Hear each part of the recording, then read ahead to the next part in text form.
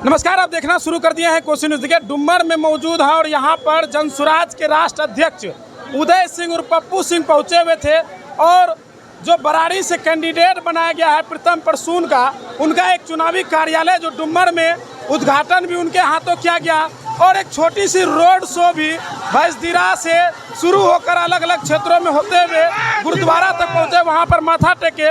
उसके बाद जो है डुम्मर पहुँचकर जो है कार्यालय का, चुनावी कार्यालय का उद्घाटन किए और उसके बाद मीडिया से क्या कुछ बातचीत किए हैं, आइए देखते हैं इस वीडियो में। बराड़ी की धरती पर पहुँचे हैं और प्रीतम जी के यहाँ पर जो है कैंडिडेट बनाया गया प्रीतम जी को, रोड शो भी किया है, क्या कहना चाहेंगे उद्घाटन? भाई लोगों का जोश देखकर तो मैं तो ये जानते हुए आया था कि बराड़ी में जनसुराज के लिए और प्रीतम जी के लिए बहुत उत्साह है, लेकिन ये छोटा सा ही जो रोड शो किया अभी, उसमें जो लोगों की जो बॉडी लैंग्वेज जिसको कहते हैं वो मैंने देखा, तो मुझे ये विश्वास है कि जीत ही नहीं अपार मतों से जनसुराज की यहाँ जीत होगी।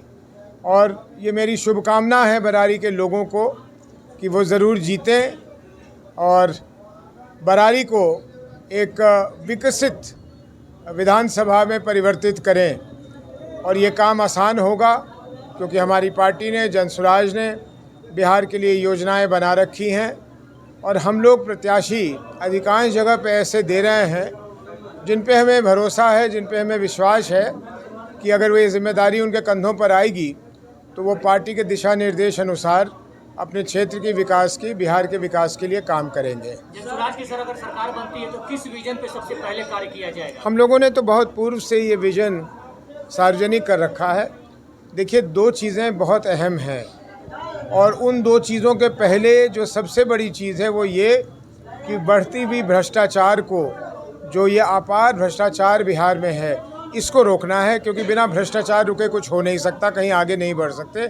और उसके तुरंत बाद हमें पलायन रोकने के लिए काम करना है, बल्कि रोकना ही नहीं है, जो लोग बाहर चले गए हैं उनको वहाँ से बुलाकर यहाँ उनके लिए व्यवस्था करनी है कि 10-15 हज़ार रुपये कमाने के लिए, अपने पेट भरने के लिए उनको अपने राज्य से बाहर ना जाना पड़े। दूसरी जो बड़ी बात है जिसका दूरगामी परिणाम होगा वो ये है कि यहाँ शिक्षा व्यवस्था में सकारात्मक कदम उठाकर एक ऐसा परिवर्तन किया जाए जो सच माने में बिहार के बच्चों को शिक्षित कर सके। ये बहुत शर्म आती है कहने में, लेकिन कहना पड़ता है कि आज अगर हमारे 12-14 साल के बच्चों से मिलें आप और उनसे कोई भी साधारण सा सवाल पूछेंगे तो आपको ये स्पष्ट हो जाएगा कि उनको शिक्षा प्राप्त नहीं हुई है।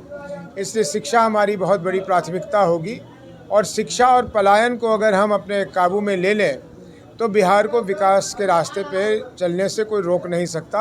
इस बीच में जो 2-3 और छोटी चीज़ें हैं कि हमारे बुज़ुर्गों के लिए जो हमने इंतज़ाम किया है कि वो एक सम्मानजनक ज़िंदगी, 2000 रुपये बहुत ज़्यादा नहीं होता, लेकिन इतना ज़रूर है कि जो आज ज़िंदगी वो जी रहे हैं, और मैं तो 400 ही गिनूँगा, 1100 तो नाम के लिए हुआ है, पता नहीं कब उसका ज़मीन पे वो उतरता, खैर अब वो सरकार जा रही है। तो 2000 रुपये में इतना ज़रूर है कि वो एक सम्मान के साथ अपनी ज़िंदगी बसर कर सकता है।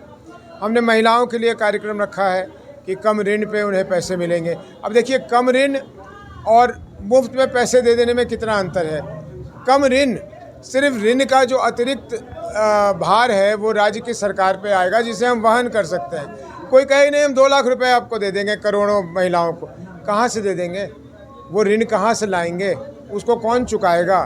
बिहार को आप नीलामी के कगार पे पहुँचा देंगे। तो ये अव्यवहारिक चीज़ें जो हैं, जो लुभावनी चीज़ें हैं कि जिससे वोट इनको मिल जाए, इससे कोई लाभ नहीं होने वाला है। और हम लोग आश्वस्त हैं कि जनसुराज की इस बार व्यवस्था बनेगी और हमने जितनी चीज़ों का वादा किया है, जितनी चीज़ों को हमने घोषणा की है वो पूरा करके देंगे। अंतिम सवाल है सर, प्रीतम प्रसून जी के लिए, बराड़ी के लिए क्या कहेंगे, बराड़ी की जनता के लिए? प्रीतम प्रसून जी यहाँ के निवासी हैं।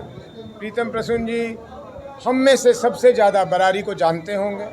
प्रीतम प्रसून जी ने उन परेशानियों का भी सामना किया होगा, उन मुसीबतों को भी देखा होगा जो इन्होंने खुद झेला होगा या इनके लोगों ने झेला होगा।